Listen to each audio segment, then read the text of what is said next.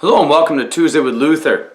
This past Sunday in the three-year lectionary, the epistle was the Epistle of St. James, the second chapter.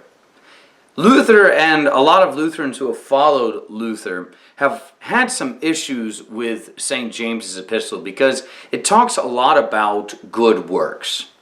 Now, Luther never said this is the worst book in the Bible, no one should ever read it.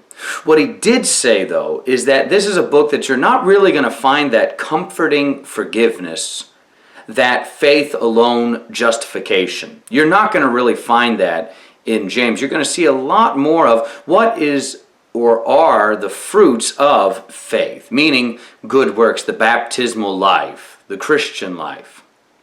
So when we read chapter 2 of James, we see in it verses like this, such as verse 17.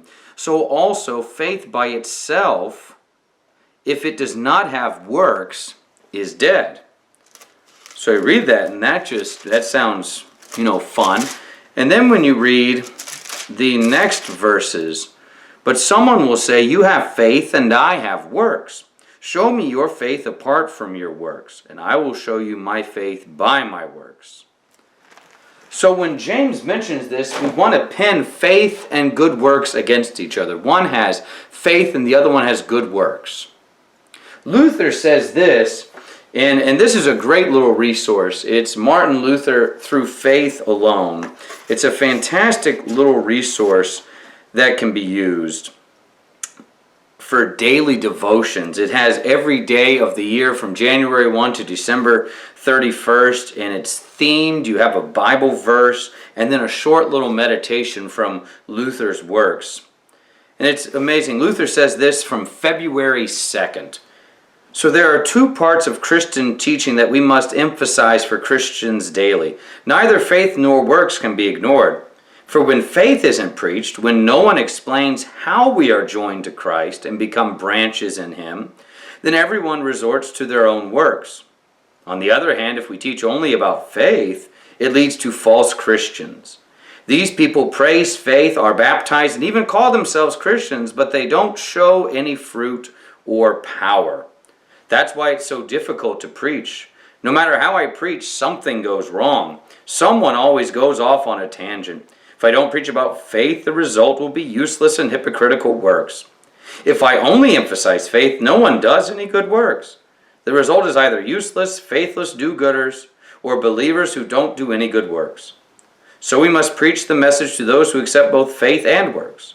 We must preach to those who want to remain in the vine, put their trust in Christ, and put their faith into action in their everyday lives. So faith, as we confess in the Augsburg Confession, Article 6 on the new obedience, faith is bound to produce good works. Like a good tree produces good fruit.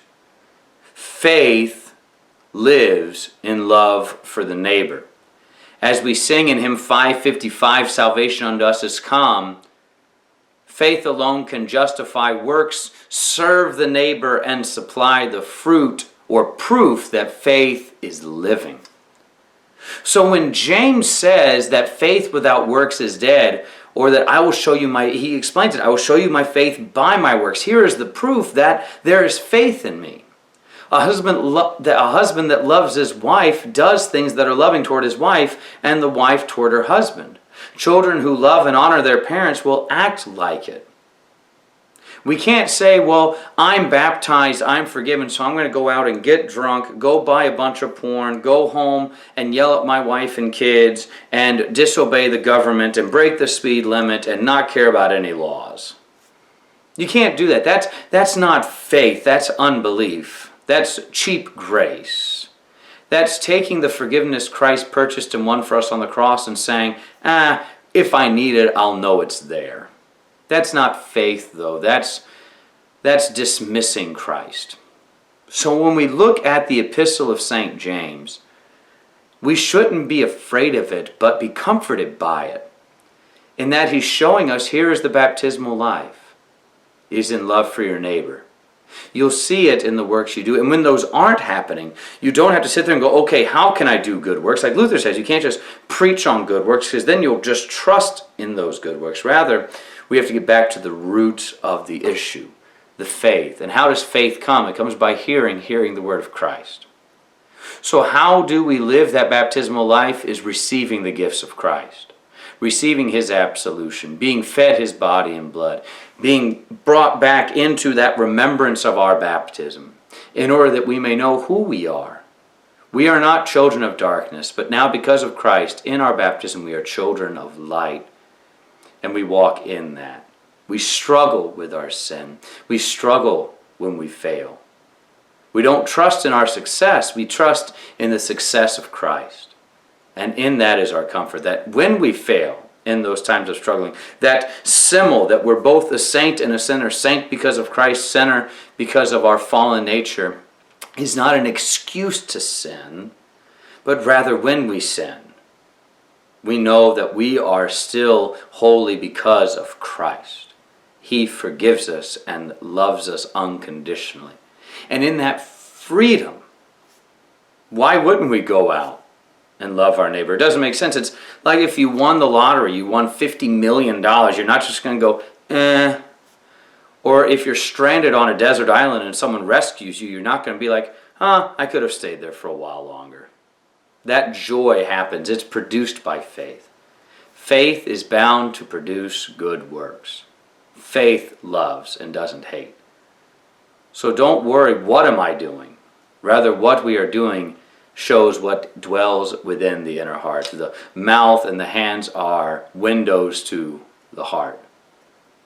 So take heart this week, everybody, knowing that Christ is the one who produces faith in you, not yourself, but Christ is the one that grants you the gift of faith, that trusts in him completely, that saves you. He saves you. And while we're here, we just get the joy of loving our neighbor. Be at peace this week, and take heart in the words of Christ. He will never leave you nor forsake you.